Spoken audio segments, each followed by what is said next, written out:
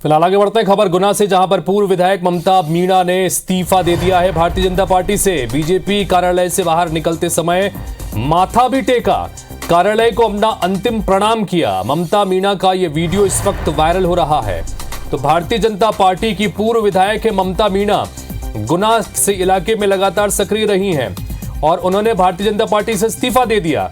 लेकिन जब इस्तीफा देने के बाद कार्यालय से बाहर निकली तो इस तरह से दफ्तर के बाहर माथा टेक कर वो वापस वहां से रवाना हुई हैं।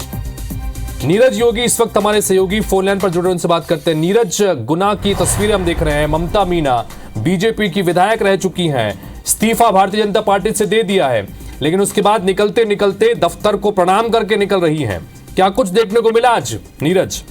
जी बिल्कुल, मैं आपको बता दूं कि जब से बीजेपी की तरफ से चाचौड़ा के जो उम्मीदवार हैं उनको टिकट मिला है प्रियंका मीणा को, तब से वो नाराज चल रही थी, पार्टी से खफा चल रही थी।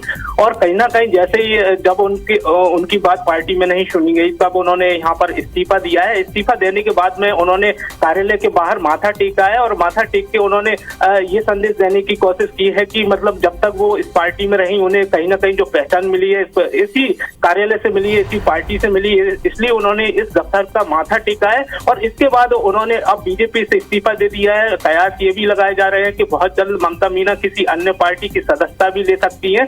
जैसे जैसे चुनाव नजदीक आ रहे हैं वैसे वैसे इस तरह नीरज, इन सब के बीच में जैसा आप बता रहे हैं कि चाचौड़ा से टिकट की आराखड़ी थी, लेकिन चाचौड़ा से इनकी बजाय भारतीय जनता पार्टी ने किसी और को टिकट दे दिया। इस बात को लेकर नाराजगी इससे पहले भी जताती रही हैं, अब इस्तीफा दे दिया है और निकलते निकलते आज उन्होंने इस तरह का प्रणाम किया है। क्या भारतीय जनता पार्टी के किसी नेता का कोई रिएक्शन इस मसले पर मिल पाया आपको?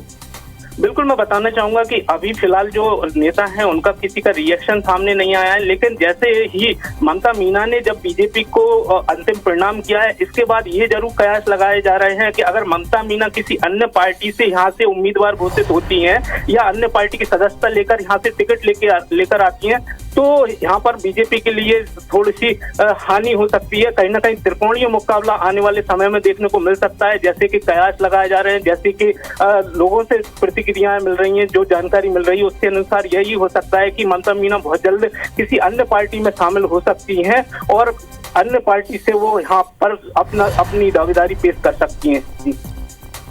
ठीक है, नजर आप बना के रखिए, आगे भी नीरज आपसे अपडेट लेते रहेंगे। तो ये महत्वपूर्ण घटनाक्रम के तहत चाचौड़ा से भारतीय जनता पार्टी की टिकट चाह रही थी, भारतीय जनता पार्टी की पूर्व विधायक है ममता मीणा, टिकट नहीं मिला तो पहले नाराजगी जाहिर की और जब बदलाव नहीं हुआ फैसले में तो उसके बाद उन्होंने खुद अपना फैसला ले लिया और पार्टी छोड़ने का फैसला लिया और बाद में कार्यालय से इस्तीफा देने के बाद निकलते समय कार्यालय में इस तरह से माथा टेका है।